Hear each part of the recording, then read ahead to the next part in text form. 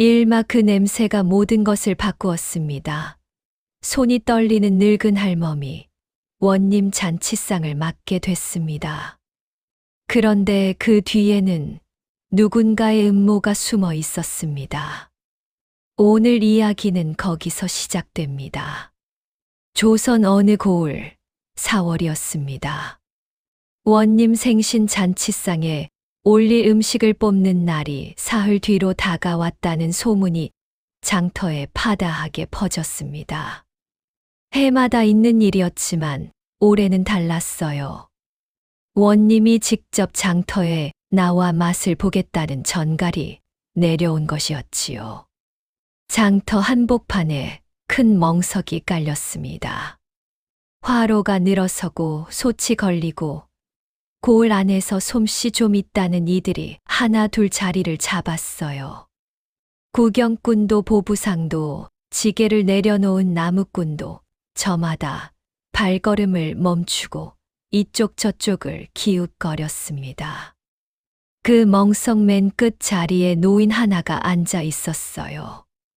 굽은 허리, 흰 머리카락, 그리고 무릎 위에 얹은 두 손이 가늘게 끊임없이 떨리고 있었습니다. 72살, 복순 할멈이었어요. 사람들이 수군거렸습니다. 저 할멈이 또 나왔네. 손이 저렇게 떨리는데 뭘 만든다고. 건너편 주막 주인 강서방이 그 소리를 들으며 빙긋 웃었습니다. 부채를 접어 손바닥을 탁 쳤어요. 그리고 혼자 중얼거렸지요. 잘 됐군. 저 할멈이 오늘도 망신을 당해줘야 민준이가 정신을 차리지. 그 말을 아무도 듣지 못했어요. 복순 할멈은 그 수군거림을 들은 척도 하지 않았습니다. 떨리는 손으로 천천히 항아리 뚜껑을 열었어요. 봄볕이 항아리 안으로 내려앉았습니다. 된장이었어요. 빛깔이 짙고 깊은 오래 묵은 된장. 할멈이 된장 한 덩이를 솥에 넣고 두부를 썰기 시작했습니다. 느렸어요. 칼질이 고르지 않았습니다. 그러나 그 손은 단 한 번도 멈추지 않았어요. 찌개가 끓기 시작했습니다. 처음에는 아무도 눈여겨보지 않았어요. 그런데 얼마쯤 지났을까요? 냄새가 장터를 타고 흘렀습니다. 구수했어요. 그런데 그냥 구수한 게 아니었지요. 깊었습니다. 달고 맵지 않고 심심하지 않은 어딘가 오래전에 맡아본 것 같은 냄새. 어린 시절 어머니의 부엌에서 맡았던 냄새 같기도 하고 할머니 집 아랫목에 누워서 맡았던 냄새 같기도 했어요. 사람들이 고개를 들었습니다. 발걸음이 저도 모르게 맨 끝 자리 할멈의 솥으로 향했어요. 심사를 맡은 고을 아전이 뚜껑을 열었습니다. 숟가락을 들었지요. 한 모금, 두 모금. 아전이 숟가락을 내려놓았습니다. 그리고 조용히 말했어요. 이것이 무슨 맛이오? 물음이 아니었습니다. 그냥 나온 말이었지요. 잠시 후 아전이 돌아섰어요. 원님 잔치상 음식, 이 집 찌개로 정하겠소. 웅성거림이 터졌습니다. 사람들이 서로를 쳐다봤어요. 박수 소리가 났습니다. 강서방의 부채가 그 자리에서 멈추었어요. 굳어있는 강서방의 얼굴을 장터 저편에서 한 젊은 사내가 바라보고 있었습니다. 민준이었어요. 복순 할멈의 손자. 민준은 천천히 눈을 감았습니다. 숨을 한 번 길게 내쉬었지요. 그 사내는 6달 전을 떠올리고 있었어요. 6달 전, 이 고을 장터에서 아무도 저 할멈을 원하지 않았습니다. 6달 전에 무슨 일이 있었던 걸까요? 강서방은 왜 처음부터 할멈을 노리고 있었던 걸까요? 지금부터 그 이야기를 들려드리겠습니다. 이막 6달 전, 두 사람의 다른 셈법 6달 전, 이른 봄이었습니다. 장터에 아직 바람이 차던 날이었어요. 민주는 아버지 앞에 무릎을 꿇고 앉아 있었습니다. 할머니를 밥집에 모셔오겠습니다. 방 안이 조용해졌어요. 아버지의 목소리가 낮고 무거웠습니다. 너 할머니가 올해 72이다. 손이 저렇게 떨리시는데 어떻게 부엌에 세우겠다는 것이냐? 머니도 혀를 찼어요. 음식이 늦게 나올 거라고, 손님이 다 떠날 거라고 했지요. 친척 어른은 귀가 어두우니 주문을 잘못 알아듣는 날에 큰 망신이라고 했습니다. 민주는 모두의 말이 끝날 때까지 고개를 숙이고 있었어요. 그리고 딱 한마디만 했습니다. 6달만 두고 보십시오. 그 소문이 장터에 도는 데는 하루도 걸리지 않았습니다. 민준 밥집에서 손 떨리는 노인을 주방에 세운다더라고. 강서방이 그 소문을 들은 것은 주막 마당을 쓸다가였어요. 빗자루를 멈추고 혼자 웃었습니다. 그리고 안으로 들어가 장부 하나를 펼쳤지요. 장부 한 켠에 작게 써두었던 글씨가 있었어요. 민준이 밥집 자리 오래 안에. 강서방이 민준의 밥집 자리를 노린 것은 그의 처음이 아니었습니다. 3년 전부터였어요. 장터에서 가장 목 좋은 자리. 나루터에서 올라오는 사람이 제일 먼저 눈에 담는 자리. 그 자리에 자기 먼 친척이 식재료 장사를 하고 싶어 한다는 것을 강서방은 알고 있었지요. 강서방이 중얼거렸어요. 저 자리는 결국 내 것이 될 자리다. 그런데 민준이 워낙 야무지게 장사를 해왔어요. 트집을 잡을 구석이 없었지요. 그러다가 이번에 손 떨리는 노인을 주방에 들인다는 소식이 들린 겁니다. 강서방의 눈이 가늘어졌어요. 잘 됐다. 저 할멈이 버티면 내가 흔들면 되고 못 버티면 저절로 무너진다. 두 가지 모두 자기에게 유리했어요. 강서방은 장부를 덮었습니다.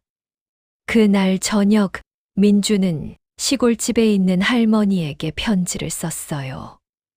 밥집으로 와서 함께 지내자고. 할머니 된장 솜씨가 필요하다고. 오래 서 계시지 않아도 되니까 곁에만 있어 달라고. 할머니 복수는 그 편지를 읽고 한참을 말이 없었습니다. 다음 날 아침 할머니는 보따리를 쌌어요. 별 것이 없었습니다. 무명 적삼 2벌, 낡은 앞치마 하나. 그리고 그 밑에 헝겊에 싼 낡은 종이 하나가 있었지요. 누렇게 바랜 종이. 가장자리가 모두 닳아 있었고 접힌 자리는 실처럼 가늘었어요. 빽빽한 글씨로 된장 담그는 법, 매주 띄우는 법, 찌개 끓이는 법이 적혀 있었습니다. 복순 할멈의 어머니가 평생을 담아 남긴 비방첩이었어요. 할멈이 그 종이를 다시 헝겊으로 싸서 품에 넣었습니다. 보따리를 들고 문을 나섰어요. 걸음이 느렸습니다. 봄바람이 불었지요. 복사꽃이 담장 너머로 지고 있었어요. 할멈은 그 봄을 오래 바라보지 않았습니다. 고개를 들고 걸음을 옮겼어요. 두 손에만 힘이 들어간 채로. 그런데 강서방은 이미 움직이고 있었습니다. 할멈이 장터에 발을 들여놓기도 전에 산막 장터에 들어서는 할멈. 장터 어귀 느티나무 아래를 복순 할멈이 지났습니다. 보따리를 가슴에 안은 채 고개를 반쯤 숙이고 천천히 걸음을 옮겼어요. 장터 입구에서 빨래를 걷던 안악이 할멈을 보고 발을 멈추었습니다. 담장 너머로 고개를 내민 이웃집 안악도 바라보았어요. 하나 둘 시선이 모였지요. 아무도 말을 걸지 않았습니다. 복순 할멈은 시선을 피하지 않고 장터 안쪽으로 걸었어요. 우물가에 안악 둘이 작은 소리로 주고받았습니다. 민준이 할머니가 오셨나 보네. 저분이 손이 저렇게 떨리시는데 부엌에 세운다는 게 진짜래. 할멈의 걸음이 빨라지지 않았어요. 느려지지도 않았습니다. 민준의 밥집 마당에 들어서자 민준이 앞으로 나왔어요. 오셨습니까, 할머니? 복순 할멈은 고개를 끄덕이고 보따리를 내려놓기도 전에 부엌 쪽으로 걸어갔습니다. 소채 크기를 눈으로 재어보았어요. 아궁이에 쪼그리고 앉아 불 상태를 살폈지요. 된장 항아리 뚜껑을 여러 콜을 가져다 댔습니다. 할멈의 두 눈이 가늘어졌어요. 낡은 앞치마를 꺼내 두르고 아궁이 앞에 앉았습니다. 그것이 전부였어요. 인사도 절차도 없었지요. 왔으니 일을 시작하는 것이었습니다. 사흘이 지났어요. 나흘이 지났습니다. 할멈의 하루는 새벽에 시작되었어요. 아궁이에 불을 지피고 솥에 물을 안치고 떨리는 손으로 두부를 썰고 된장을 풀었습니다. 느렸어요. 같은 일을 젊은 사람이 하면 반 시간이면 끝날 일을 할멈은 1시간이 걸렸습니다. 장터 사람들이 그것을 보았어요. 밥집 앞을 지나다가 들여다보고는 천천히 고개를 흔들고 지나갔지요. 그러던 어느 날이었습니다. 점심 무렵 손님 하나가 밥집에 들어왔어요. 인근 고을에서 장을 보러 온 장사치였습니다. 된장찌개를 시켰지요. 그런데 음식이 나오기를 기다리다가 자리에서 일어났어요. 너무 오래 걸리는군. 다른 데 가보겠소. 민준이 입을 열었다가 다물었습니다. 손님이 나간 뒤 민준이 부엌 안을 들여다보았어요. 복순 할멈이 두부를 썰고 있었지요. 떨리는 손이 느리게 움직이고 있었어요. 할멈은 손님이 나간 것을 몰랐습니다. 귀가 어두우니 발소리를 듣지 못한 것이었어요. 민준이 부엌 문에 기댔습니다. 손을 쥐었다가 폈어요. 쥐었다가 폈습니다. 6알만 두고 보십시오. 내가 직접 한 말이다. 그날 밤 민준은 오래 잠을 이루지 못했어요. 강서방은 그 소식을 다음 날 아침에 이미 알고 있었습니다. 주막에서 누군가가 말해준 것이었어요. 민준이 밥집에서 손님이 기다리다가 그냥 나갔다더라고. 강서방이 기다렸다는 듯 고개를 끄덕였어요. 그리고 아무렇지 않게 말했지요. 그럴 수밖에. 노인 손이 느린 게 어쩔 수 없잖소. 부드러운 말이었지만 그 말이 장터에서 어떻게 퍼질지 강서방은 알고 있었습니다. 그런데 강서방이 모르는 것이 하나 있었어요. 복순 할멈의 새벽이 그때부터 달라지고 있었다는 것을. 사막 비 오는 날 쏟아진 된장. 장마가 시작되었습니다. 사흘을 굵은 빗줄기가 쏟아지더니 닷새가 지나도 하늘이 열리지 않았어요. 개울물이 불어났고 장터 흙길이 진창이 되었습니다. 장터에 사람이 줄었어요. 민준의 밥집에도 손님이 뜸해졌습니다. 강서방은 그 틈을 놓치지 않았어요. 장마비를 뚫고 이 집 저 집을 다니며 말을 흘렸습니다. 민준이 밥집 된장이 원래 좀 그렇지 않소. 노인이 담근 거라 믿을 수 있겠소. 내가 봐둔 솜씨 좋은 사람이 있었는데 민준이가 하필 그 할멈을 고집하니 아무도 이상하게 여기지 않았어요. 강서방의 말은 언제나 그럴듯했거든요. 소문이 빗물처럼 번졌습니다. 장마 열흘째 되던 날이었어요. 복순 할멈이 아궁이 앞에서 된장을 풀다가 몸을 일으키려는 순간이었습니다. 무릎이 갑자기 접혀지지 않았어요. 할멈이 비틀거렸습니다. 손에 들고 있던 된장 항아리가 기울었어요. 쿵! 된장이 부엌 바닥에 쏟아졌습니다. 할멈이 주저앉았어요. 쏟아진 된장을 내려다보았습니다. 아궁이 불빛이 그 위에서 일렁겼어요. 된장 냄새가 부엌 안을 가득 채웠지요. 그 소리를 들은 민준이 부엌으로 달려왔습니다. 할멈이 바닥에 주저앉아 된장을 맨손으로 긁어 모으고 있었어요. 떨리는 손이 빠르게 움직였습니다. 괜찮다는 듯, 아무 일도 없다는 듯.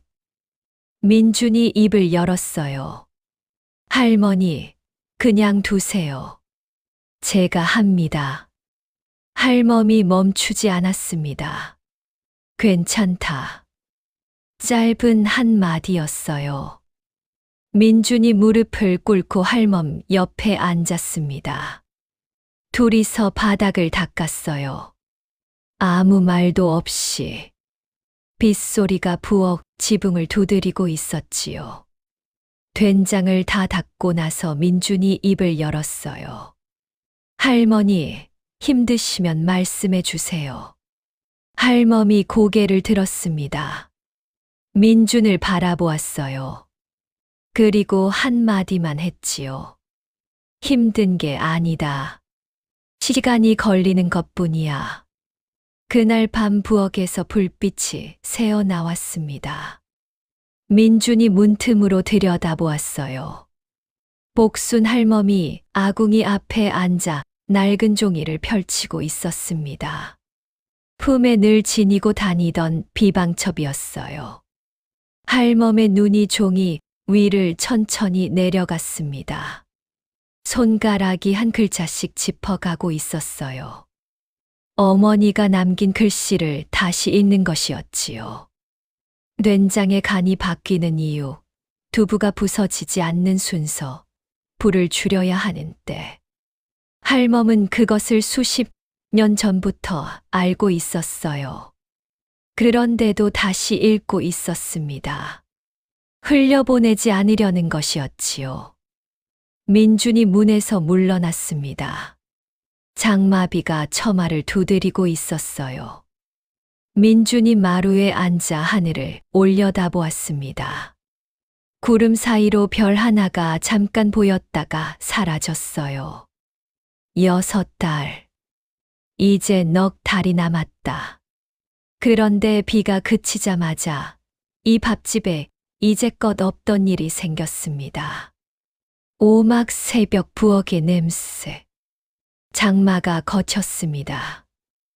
열흘을 퍼붓던 비가 멈추고 새벽 하늘에 별이 돋아났어요. 축축하던 흙냄새가 맑아졌습니다. 민준이 잠결에 코를 킁킁거렸어요.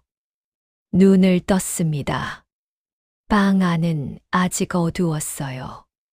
창문 아래로 가는 빛이 새어 들어왔지요. 부엌 쪽이었습니다. 부엌 문을 열었어요. 복순 할멈이 아궁이 앞에 앉아 있었습니다. 새벽인데 솥이 이미 끓고 있었어요. 달그락달그락 솥뚜껑이 들썩였지요. 그런데 냄새가 달랐습니다. 민준이 멈추었어요. 된장찌개였습니다. 늘 먹던 된장찌개. 그런데 뭔가 달랐어요. 더 깊었습니다. 더 오래된 것 같았지요. 어딘가 맡아본 것 같은데 어딘지 떠오르지 않는 냄새였어요. 할멈이 말없이 숟가락을 내밀었습니다. 민준이 솥에 숟가락을 넣었어요. 한 모금. 멈추었습니다. 두 모금. 민준이 숟가락을 내리지 못했어요. 다시 솥으로 들어갔습니다. 세 모금, 네 모금. 어느새 그릇이 반 넘게 비어 있었지요. 할멈이 돌아보았어요. 아궁이 불빛이 할멈의 주름진 얼굴에 걸렸습니다. 눈가 깊은 주름 안에 무언가가 있었어요. 기다림 같은 것이었지요. 민준이 말했습니다. 할머니, 이거 전이랑 다른 겁니까? 할멈이 고개를 끄덕였어요. 그리고 돌아앉았습니다. 더 말이 없었지요. 그날 아침 첫 번째 손님은 나무꾼이었어요. 장마가 거친 뒤 처음으로 산에서 내려온 사내였지요. 된장찌개를 시켰습니다. 한 숟가락. 나무꾼이 숟가락을 내려놓았어요. 그리고 다시 들었습니다. 두 숟가락, 세 숟가락. 그릇을 들어 국물을 다 들이켰지요. 여보시오, 주인장. 예. 나무꾼이 그릇을 내밀었어요. 한 그릇 더 주시오. 내가 평생 먹어본 된장 중에 이게 최고요. 민준이 부엌 쪽을 돌아보았습니다. 할멈의 등이 보였어요. 굽은 허리가 아궁이를 향해 있었지요. 그 등이 아주 조금 펴지는 것 같았습니다. 사흘이 지났어요. 나무꾼의 처가 왔습니다. 그 처가 이웃 안악을 데려왔어요. 그 이웃이 다음 날 또 다른 사람을 데려왔지요. 입소문이 번졌습니다. 민준 밥집 된장찌개가 달라졌다더라. 한 번 먹으면 다음 날 또 생각난다더라. 어디서도 먹어본 적 없는 맛이라더라. 그 소문이 강서방의 귀에 닿는 데는 이틀도 걸리지 않았어요. 강서방이 주막 한켠에서 부채를 접었습니다. 손톱이 무릎 위 치마를 파고들었어요. 아직 두 달이 남아있다. 강서방이 마지막 패를 꺼냈습니다. 육막 강서방의 마지막 수수. 가을이 왔습니다. 살구나무의 열매가 노랗게 익어가고 장터에 햇곡식이 들어오기 시작했어요. 민준의 밥집 앞에는 아침부터 사람이 줄을 섰습니다. 이웃 고을에서도 사람이 온다는 이야기가 돌았어요. 나루터에서 배를 타고 건너온 장사치가 된장 냄새에 발걸음을 멈추었다는 말도 있었습니다. 솥을 하나 더 걸었습니다. 그래도 모자랐어요. 복순 할멈은 여전히 새벽 부엌에 섰습니다. 손은 여전히 떨렸어요. 걸음도 여전히 느렸지요. 그러나 솥 앞에 앉으면 달라졌습니다.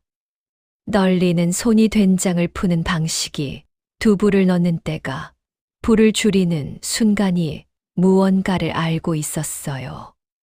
평생이 기억하는 것들이었지요. 강서방에게 이것은 견딜 수 없는 일이었습니다. 조용한 저녁, 강서방은 고을 조합 임원을 술자리에 불렀어요. 막걸리를 기울이며 말을 꺼냈습니다. 내 먼 친척이 장터에서 식재료 장사를 하고 싶다는데 목 좋은 자리가 없어요. 혹시 민준이 밥집 자리가 비면 어떻겠습니까? 이 임원이 잔을 내려놓으며 물었습니다. 민준이 밥집이 왜 비겠소? 강서방이 웃었어요. 손 떨리는 노인이 주방에 있잖습니까? 위생이 걱정되지 않겠습니까? 한번 들여다봐 주시면 어떨까요? 이 임원이 눈썹을 움직였습니다. 강서방이 잔을 가득 채워 주었어요. 며칠 뒤 민주는 포목전 주인에게서 그 이야기를 들었습니다.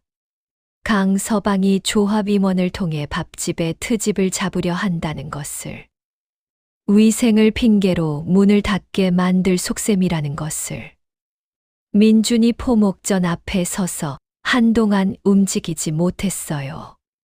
그날 저녁 민주는 늦도록 마루에 앉아 있었습니다. 부엌에서 할멈이 다음 날 아침 찌개를 위해 된장을 풀고 있었어요. 아궁이 불빛이 부엌 문 안쪽을 물들이고 있었습니다. 할멈은 강서방의 움직임을 몰랐어요. 그냥 된장을 풀고 비방첩을 들여다보며 다음 날 아침을 준비할 뿐이었지요. 민준이 부엌 문을 두드렸습니다. 할멈이 고개를 들었어요. 할머니. 응. 민준이 잠시 말이 없었어요. 강서방 이야기를 꺼낼까 싶었지요. 그러다가 그냥 말했습니다. 오늘도 수고하셨습니다. 할멈이 고개를 끄덕였어요. 그뿐이었습니다. 민준이 방으로 들어가면서 마음을 다졌어요. 강서방의 일은 제가 맡겠다. 할머니 귀에는 들어가지 않게 하겠다. 마당 위로 가을달이 밥집 지붕 위에 걸렸습니다. 그리고 며칠 뒤 원님 생신 잔치상 경연날이 공지되었습니다. 강서방은 그날을 마지막 기회로 삼기로 했어요. 칠막 장터 한복판의 대결 경연날이 밝았습니다. 장터에 사람이 가득했어요. 이 고을 최고의 솜씨를 겨루는 날이었으니 구경꾼도 아이 손을 잡은 안악도 다 나온 셈이었지요. 복순 할멈이 맨 끝자리에 화로를 피우고 있었습니다. 떨리는 손으로 항아리 뚜껑을 열었어요. 봄부터 담가온 된장이었지요. 두부를 썰기 시작했습니다. 느렸어요. 그러나 멈추지 않았어요. 냄새가 퍼지기 시작했습니다. 강서방은 장터 구석에서 조합 임원과 나란히 서서 작은 소리로 무언가를 속삭이고 있었어요. 이 임원이 고개를 끄덕이고 있었지요. 얼마쯤 지났을 때였습니다. 강서방이 앞으로 나섰어요. 심사를 맡은 아전과 구경꾼들 앞에서 목소리를 높였지요. 저 할멈이 직접 만드신 게 맞긴 한 겁니까? 손이 저렇게 떨리시는데 위생이 걱정되지 않겠습니까? 웃음소리가 몇몇 사이에서 터졌어요. 그 순간이었습니다. 장터 한켠에서 빠른 발소리가 들렸어요. 민준이 강서방 앞에 섰습니다. 얼굴이 굳어 있었지요. 그러나 목소리는 떨리지 않았어요. 강서방, 제가 한 가지만 묻겠습니다. 강서방이 부채를 펴며 웃었어요. 허허, 민준이 뭘 묻겠다고. 민준이 장터 사람들을 향해 몸을 돌렸습니다. 강서방이 조합 임원 어른께 제 밥집 자리를 비워달라는 청탁을 넣은 것, 이 자리에 계신 분들이 알고 계십니까? 장터가 조용해졌어요. 강서방 먼 친척이 식재료 장사를 하려는데 제 밥집 자리가 목이 좋다 했습니다. 할머니 위생을 핑계 삼아 조합에서 트집을 잡게 한 것입니다. 강서방이 한 발 앞으로 나섰어요. 그게 무슨 헛소리요. 내가 언제? 내가 들었습니다. 포목전 주인이 앞으로 나왔습니다. 목소리가 또렷했어요. 강서방이 임원어른 술자리에서 직접 한 말을 제 귀로 들었습니다. 장터가 완전히 조용해졌어요. 떡장수도 엿장수도 소리를 죽였습니다. 사람들이 숨을 참았지요. 아무도 말을 하지 않았습니다. 바람 소리만 장터를 스쳐갔어요. 조합 임원의 얼굴이 붉어졌습니다. 아무 말도 하지 못했어요. 강서방이 뒷걸음을 쳤습니다. 사람들의 시선이 일제히 강서방을 향했어요. 하나의 눈, 둘의 눈, 수십 개의 눈이 전부 자기를 보고 있었지요. 부채가 강서방의 손에서 미끄러져 땅에 떨어졌습니다. 강서방이 줍지 못했어요. 허리를 굽힐 수가 없었습니다. 그 자리에서 복순 할멈의 솥이 보글보글 끓고 있었어요. 냄새가 장터를 가득 채우고 있었습니다. 심사아전이 할멈의 솥 앞으로 천천히 걸어갔어요. 뚜껑을 열었습니다. 숟가락을 들었지요. 한 모금, 두 모금, 세 모금. 아전이 구경꾼들을 향해 돌아섰습니다. 원님 잔치상 음식, 이 집으로 정하겠소. 박수 소리가 장터에 퍼졌어요. 강서방은 땅에 떨어진 부채를 그제야 주었습니다. 손이 떨렸어요. 사람들이 하나 둘 강서방 곁을 떠났지요. 아무도 뒤돌아보지 않았습니다. 장터에 다시 소리가 돌아왔어요. 엿가위 소리, 호객 소리, 사람들의 웃음 소리. 그 소리 한가운데에 강서방만 혼자 남아 빈 장터 바닥을 내려다보고 있었습니다. 먼 데서 매미 소리가 들려왔어요. 그리고 그날 저녁 이 이야기에서 가장 짧고 가장 무거운 말이 나왔습니다. 팔막 된장 비방첩과 두 사람 잔칫날이 지나고 가을이 깊어졌습니다. 살구나무가 마지막 잎을 하나 둘 떨구고 앙상한 가지를 하늘에 내밀었어요. 아침이면 서리가 마당에 내리고 저녁이면 밥집 솥에서 피어오르는 연기가 낮게 깔렸습니다. 강서방 이야기가 마을에 들린 것은 그 무렵이었어요. 경연날 이후로 강서방의 주막에 발걸음이 끊겼습니다. 조합 임원도 잠시 자리를 비켰지요. 강서방은 장터에 나오지 않다가 어느 날 이웃 고을 친척집으로 떠났다는 이야기가 돌았어요.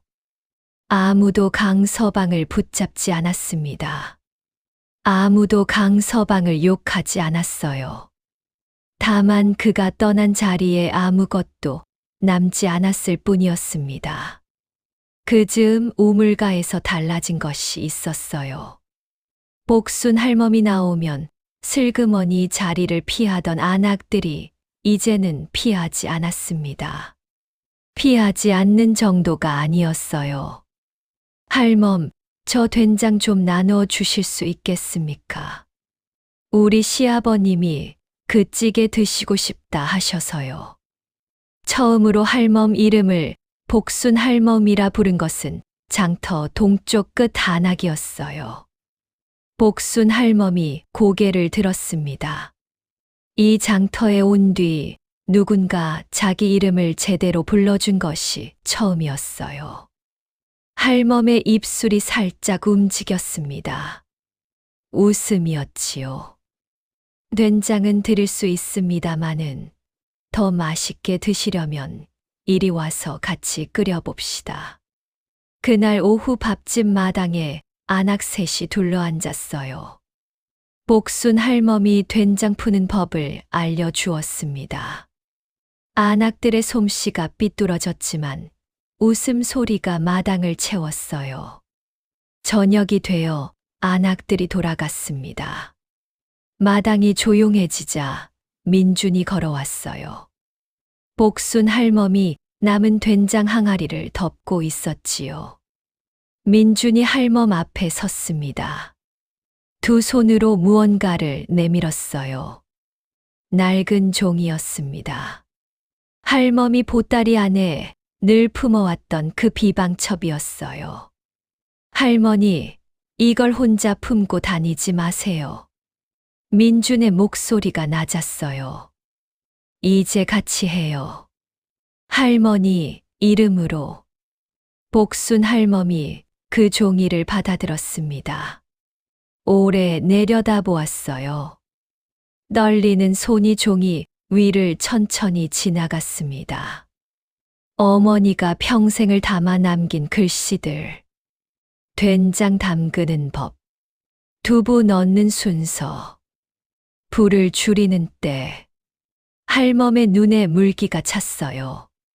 그러나 흘러내리지는 않았습니다. 입술을 꾹 다물었다가 고개를 숙여 절을 했어요. 고맙다, 민준아. 민준이 고개를 돌렸습니다. 가마터 쪽을 보며 목을 가다듬었지요. 고마울 것 없습니다. 할머니가 하신 겁니다. 민준이 부엌으로 걸어갔어요. 걸음이 올 때보다 빨랐습니다. 할멈은 종이를 가슴에 안은 채 민준의 뒷모습을 바라보았어요. 마당 위로 살구나무 잎이 한 잎 떨어졌습니다. 바람 없이 제 무게로 내려온 잎이 할멈의 치맛자락 위에 사뿐히 얹혔어요. 다음 5일장이 서던 날이었습니다. 장터 한복판 민준의 좌판 위에 된장 항아리가 줄지어 놓였어요. 그 옆에 복순 할멈이 앉아 있었지요. 지나가던 장사치가 물었습니다. 이 된장 누가 담근 것이오? 민준이 대답 대신 옆에 앉은 할멈을 돌아보았어요. 복순 할멈이 고개를 들었습니다. 민준이 말했지요. 우리 할머니가 담근 겁니다. 좌판 위 된장 항아리 옆에는 낡은 비방첩 하나가 놓여 있었어요. 가장자리가 닳고 달아 반들거리는 오래전 누군가의 손을 탄 종이. 가을 햇살이 그 종이 위에 내려앉았습니다. 떨리는 손이 종이 위를 한 번 더 천천히 지나갔어요. 사람이 사람을 알아보는 데에는 눈이 필요한 것이 아니었습니다. 손끝에서 새벽마다 멈추지 않는 걸음에서 쏟아진 된장을 묵묵히 닦는 손에서 사람의 진짜 얼굴은 거기서 드러나는 것이었어요. 그리고 이것만큼은 잊지 마시기를 바랍니다. 늙은 손이 떨리는 것은 힘이 없어서가 아닙니다. 너무 많은 시간을 담고 있기 때문입니다. 장터 밥집 굴뚝에서 연기가 피어올랐습니다. 오늘도 새벽 부엌에 불이 켜져 있었어요. 이 이야기가 마음에 드셨다면 구독과 좋아요 부탁드립니다. 어디서 듣고 계신지 댓글로 남겨주세요. 다음 이야기도 기다려주세요. 감사합니다.